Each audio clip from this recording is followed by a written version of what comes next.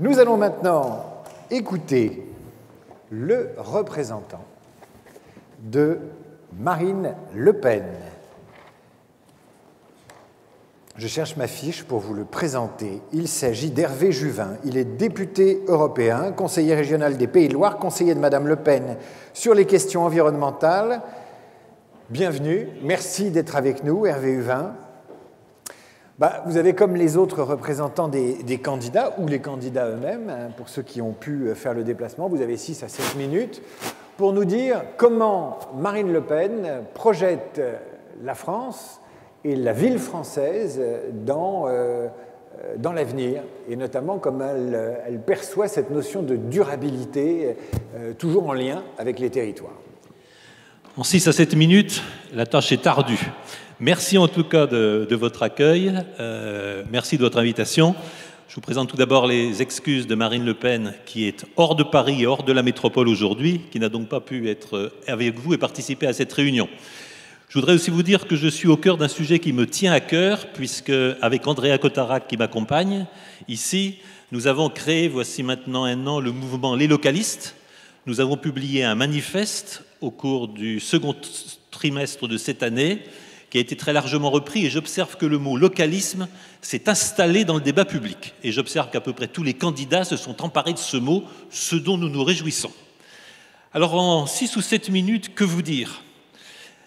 D'abord, quelques observations par rapport au travail qui a été réalisé par Ville et Territoires et qu'il me paraît important de partager avec vous. Nous sortons d'une longue époque de désaménagement du territoire. C'est le point qui nous apparaît absolument essentiel. Nous sortons d'une période où le marché était supposé répondre aux questions de logement, était supposé répondre aux questions d'attribution des terres, notamment agricoles, etc. Ça ne fonctionne pas. Et après des décennies d'abandon des politiques d'aménagement du territoire, nous en sommes convaincus. L'État a son rôle à jouer, les politiques publiques ont leur rôle à jouer, et nous devons revenir à des politiques volontaristes d'aménagement du territoire.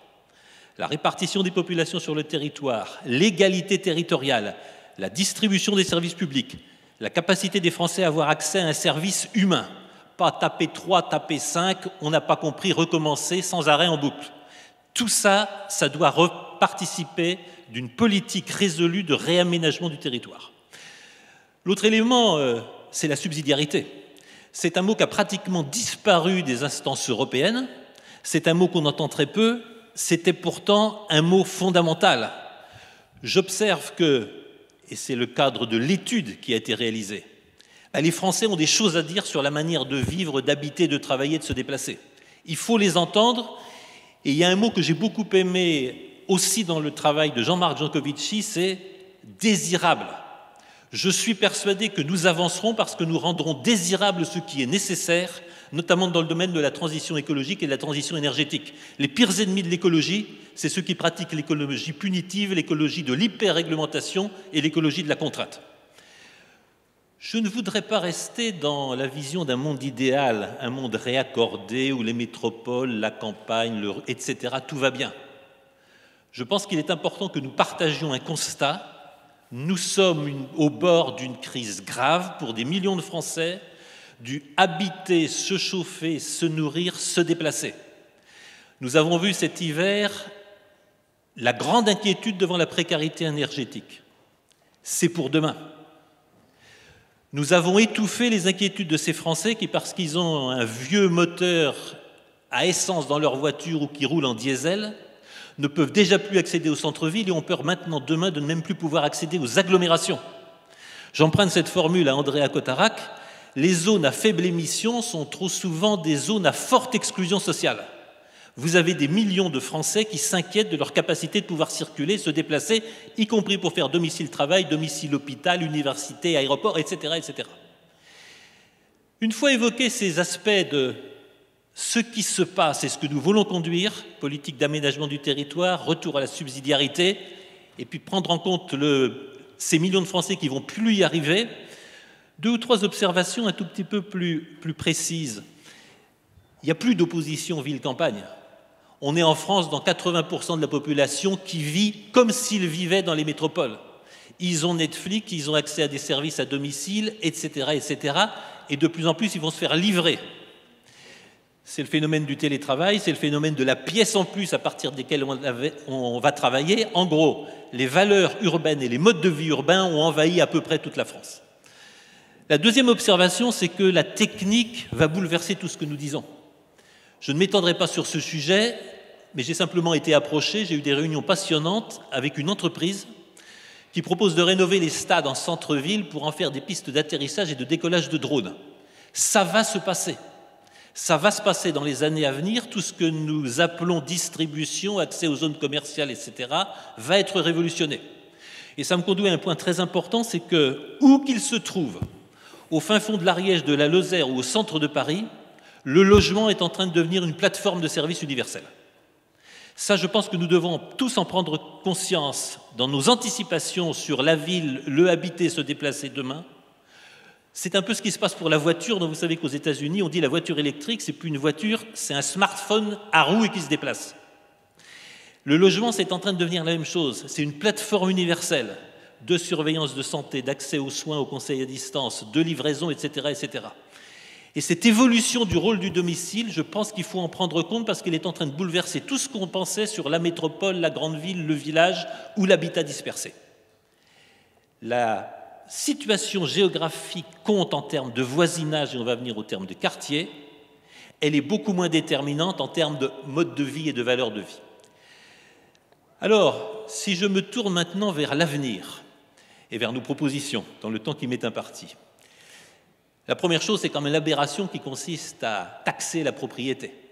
Évidemment qu'il faut mettre fin à l'IFI, évidemment qu'il faut favoriser la transmission du domicile, de la résidence principale, qui est le patrimoine essentiel, voire unique pour une grande majorité des Français. Et évidemment qu'il faut davantage taxer un capital mobile qui, dans le cadre de la finance de marché, je ne le développerai pas, mais on sait bien qu'il a un rôle destructeur sur nos localisations industrielles et sur notre tissu économique et sur l'emploi. Deuxième chose absolument déterminante, c'est la question de la politique du logement. Je l'ai dit, elle ne peut pas être abandonnée au marché, mais je ne crois pas aux chiffres qui sont généreusement donnés. Ne m'attendez pas sur est-ce qu'il faut 150 000 logements, 300 000 logements, 500 000 logements. Moi, j'ai envie d'en rajouter 750 000. Qui va contre? Ça ne marchera pas comme ça. On sait très bien que ces chiffres n'engagent que ceux qui les croient. Ce qui nous semble absolument déterminant à nous, c'est la reconquête des centres-villes, des centres-villages, pour que plus jamais on ait en France ce que j'ai vu avant-hier en traversant l'Est de la France, ces villages où 2 commerces sur 3 sont fermés en centre-ville ou au centre-village. Ces maisons qui sont abandonnées pour 1 sur 2, mais on a des zones pavillonnaires qui mangent des bonnes terres agricoles tout autour. Rénover, et ça c'est un plan d'action gouvernemental, et c'est au centre de notre politique d'aménagement du territoire, une politique massive de rénovation des logements anciens. Ça crée de l'emploi artisanal. Ça crée des modes de fer industriels, parce qu'évidemment on fait appel davantage à la menuiserie qu'au PVC, et naturellement on fait appel à des savoir-faire adaptés à chaque région, à chaque situation climatique, à chaque mode de construire. Ça nous paraît extrêmement important, y compris en termes d'emploi et en termes de recréation, d'artisanat et de PME en région. Il y a un point qui est généralement oublié dans les anticipations, c'est la question de l'emploi et c'est les questions des salaires. Il n'y a aujourd'hui que l'industrie ou les services à valeur ajoutée qui permettent de payer des salaires élevés. Ça veut dire que le sujet de retrouver notre autonomie stratégique dans des secteurs clés est absolument primordial. Comment se fait-il qu'en France, on n'ait pas été capable de fabriquer des masques, on n'ait pas été capable de disposer de respirateurs, et par ailleurs, on n'a pas non plus une industrie de médicaments, on est à 80% dépendant pour les principes actifs de la Chine. Parce que les emplois dans ces secteurs-là, et évidemment on pourra en lister, ce sont des emplois qui paient de bons salaires, donc ce sont des emplois qui vont créer des emplois de coiffeurs, d'épicerie bio, etc., autour. C'est la relocalisation et une répartition équitable de l'industrie sur le territoire et la clé de la revitalisation, elle passe par des hauts salaires. Ça passe par l'entreprise et ça passe par la compétitivité et la productivité des entreprises. Alors ça, pour le favoriser, il y a un certain nombre de clés. C'est évidemment la préférence pour acheter français, acheter régional, acheter local. C'est naturellement le vol vers la qualité. On a été beaucoup trop sur le nombre au prix le plus bas. Notre industrie, notre économie française n'assurera pas les salaires élevés dont nous avons besoin pour faire revivre nos territoires si nous n'allons pas vers la qualité. On peut prendre à cet égard l'exemple de nos amis allemands. Si j'avais un dernier point, parce que je crois que mon temps est bientôt imparti, si j'avais un dernier point, je reviendrai sur la crise que nous allons vivre. Nous ne sommes pas suffisamment conscients qu'en 2023, en 2024, la crise du habiter, se nourrir, se chauffer, se déplacer va probablement être vitale pour des millions de Françaises et de Français qui n'ont rien fait pour mériter ça. Ça nous apparaît une responsabilité gouvernementale éminente pour tous les candidats à la présidentielle d'anticiper cette crise, de donner des moyens d'y répondre, par exemple en travaillant à l'autonomie énergétique par le nucléaire, par exemple en évitant des mesures écologiques punitives et qui pratiquent l'exclusion sociale à haute dose. Ça nous paraît absolument essentiel dans l'agenda présidentiel de faire face à la crise du habiter, se loger, se chauffer, se nourrir, se déplacer. Merci de votre attention.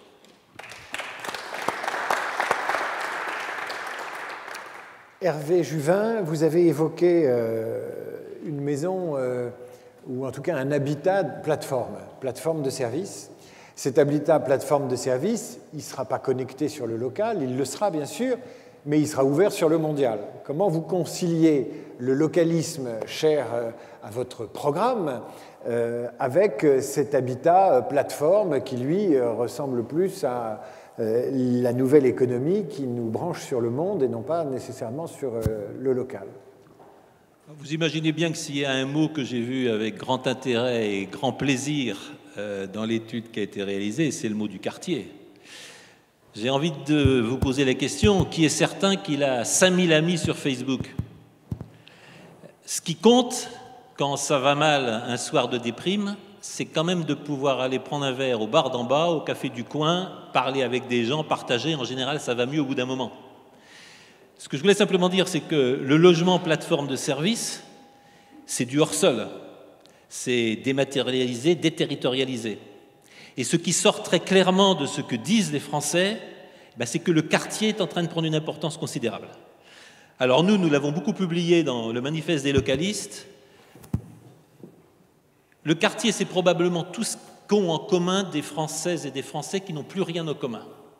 Les origines, la religion, les croyances, les valeurs, etc. Mais quand les enfants vont à la même école, quand ils vont jouer dans le même square, quand on est inquiet parce qu'il n'y a pas de passage clouté, il y a des voitures qui traversent à 80, non à 60, soyons modestes, on partage les mêmes préoccupations. Et nous sommes persuadés que c'est à partir du quartier, de l'activation du quartier, qu'on peut refaire du vivre ensemble. Et je vais employer des mots faciles, mais l'intégration et l'assimilation, elle va passer par le quartier. Ça veut dire que dans la jungle administrative que nous connaissons en France, il va probablement falloir réfléchir à donner un peu d'autonomie, à savoir écouter, consulter. Alors, est-ce que c'est les comités de quartier? Est-ce que c'est dans le cadre de la mairie ou autre? Mais il va falloir certainement considérer que le quartier, c'est l'entité à partir de laquelle on va sortir du hors-sol. Ça me paraît absolument essentiel parce que c'est là que la vie se fait. La vie ne peut pas se faire seule devant des écrans, dans son logement à l'égard de tout.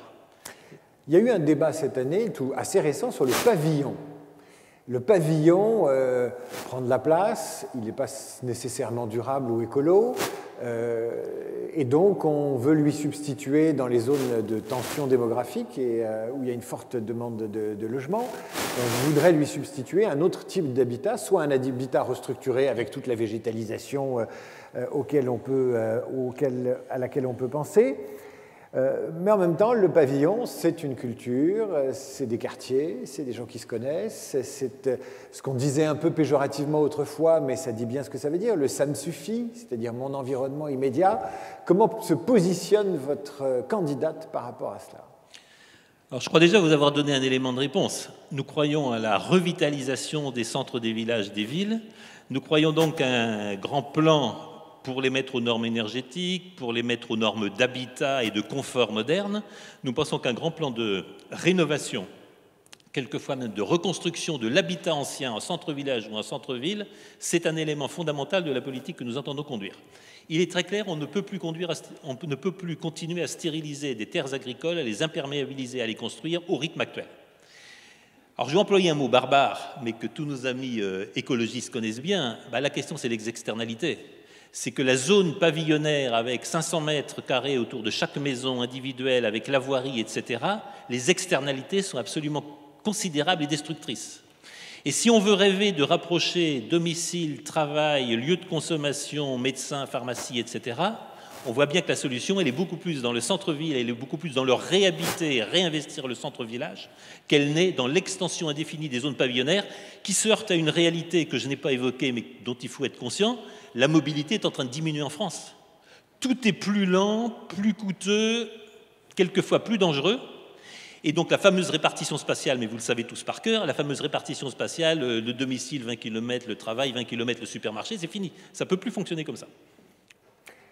Vous n'avez pas insisté sur les questions de sécurité. Ce qu'a fait votre prédécesseur à cette tribune, Xavier Bertrand, quelle vision vous avez d'une ville où demain il fera bon vivre dans la tranquillité publique?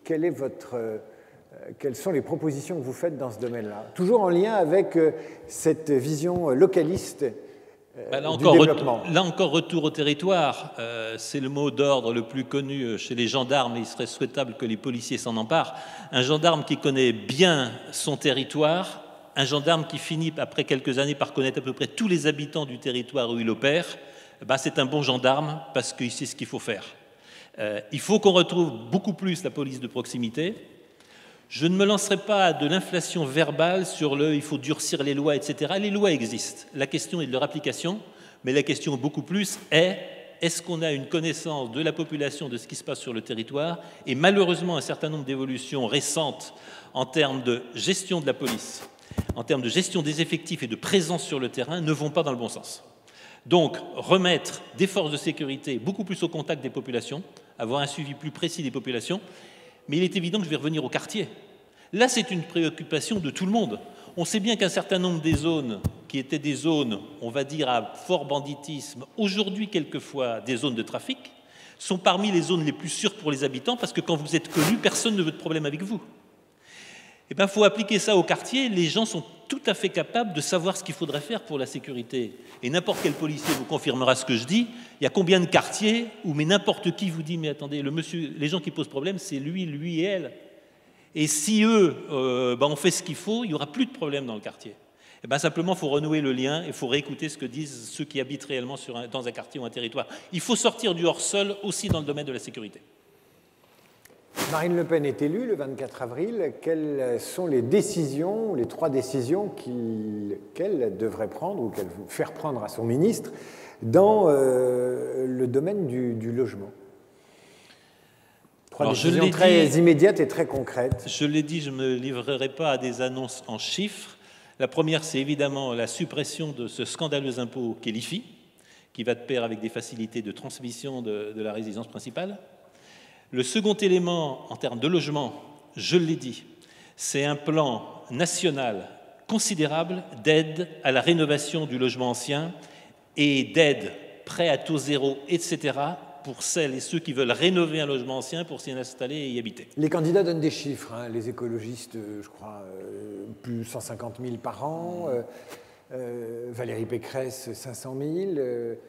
Alors vous savez qu'il y a une grande différence entre la rénovation de logements anciens et la construction neuve. On peut imaginer, en rénovation de bâtiments anciens, on peut facilement imaginer être à 200 250 000 par an. Ce ne sont pas les bâtiments qui manquent, c'est tout simplement le fait qu'aujourd'hui, il y a très peu d'aide. Il y a aussi un problème de compétences, et là j'insiste sur l'aspect de l'emploi. Ça fera des filières qui vont recruter, ça fait des emplois valorisants parce qu'on voit le résultat de son travail, donc ça nous permet aussi, cette reconstruction du bâti ancien nous paraît aussi quelque chose d'important pour le lien social et pour la fierté du travail, quelque chose que l'on a très fortement perdu et qu'il faut renouer. La Fédération des HLM de France a décidé de porter plainte contre Éric Zemmour, concurrent, au même titre que d'autres, mais concurrent de Marine Le Pen à l'élection présidentielle, car elle s'est sentie stigmatisée, et ses habitants évidemment, par des propos récents d'Éric Zemmour. Qu'en pensez-vous ? Je ne ferai pas de commentaire d'abord sur une affaire en cours et sur un compétiteur dont j'apprécie par ailleurs le talent. Simplement, la plupart des habitants des HLM n'ont pas nécessairement choisi d'habiter là. Donc ça me paraît très à tort de les stigmatiser, alors que pour beaucoup, le HLM devrait être le point de passage vers du habiter mieux quelque chose qu'on a choisi. Et malheureusement, beaucoup sont stockés là. Il y a à s'interroger sur la mobilité en termes d'immobilier, il y a à s'interroger sur la mobilité foncière, et il y a à prendre en considération ce fait déterminant. On commence à appartenir à la classe moyenne quand on est capable, avec son épargne, d'acquérir son appartement ou sa maison et de s'installer. L'un des critères, il y a eu des études passionnantes des caisses d'épargne à cet égard auxquelles je pourrais vous renvoyer, l'un des critères d'appartenance à la classe moyenne, c'est quand à 25-30 ans, sans doute avec un peu d'aide des parents, on arrive à devenir propriétaire, même très modeste, mais on met le pied dans quelque chose qui va vous porter. En dehors de choix personnels, celles et ceux qui sont obligés de rester locataires très tard ne se rentrent jamais dans cette courbe patrimoniale. C'est extrêmement intéressant et donc il faut faciliter l'accession à la propriété. Comment ? Je l'ai déjà dit d'abord, supprimant les filles, c'est prêt à taux zéro, c'est ce que j'ai évoqué, la facilité d'accès à la propriété dans le bâti ancien en centre-ville et village, et il y a probablement quelque chose d'essentiel pour casser des blocages d'accession ou de maintien dans la classe moyenne, qui est le sujet probablement politique numéro 1 des années prochaines. Hervé Huvin, il vous reste 1 minute. À quoi voulez-vous la consacrer ? Tout simplement, je ne vais pas vous surprendre, au localisme. Nous sortons d'une période où on a dit qu'on était des hommes hors sol, le monde était notre patrie, et je voyais Justin Trudeau disant que le Canada était le premier État post-national. Le Canada, comme chacun le sait, ça n'existe nulle part sur une carte de géographie, c'est un pays de nulle part. Ce qui est en train de se passer, c'est exactement l'inverse. Nous n'en avons pas fini avec la terre qui est sous nos pieds. C'est absolument déterminant d'avoir des voisins. Je pense à cette forte parole de l'actuelle présidente de la FNSEA, nous avons plus besoin de voisins que d'hectares. Eh bien, je pense que nous avons plus besoin de quartiers qui vivent, nous avons plus besoin du café du coin, du médecin de famille, de la pharmacie qui reste ouverte, etc., que nous n'avons besoin de services numériques, que nous n'avons besoin de grands plans qui quelquefois ne débouchent sur rien.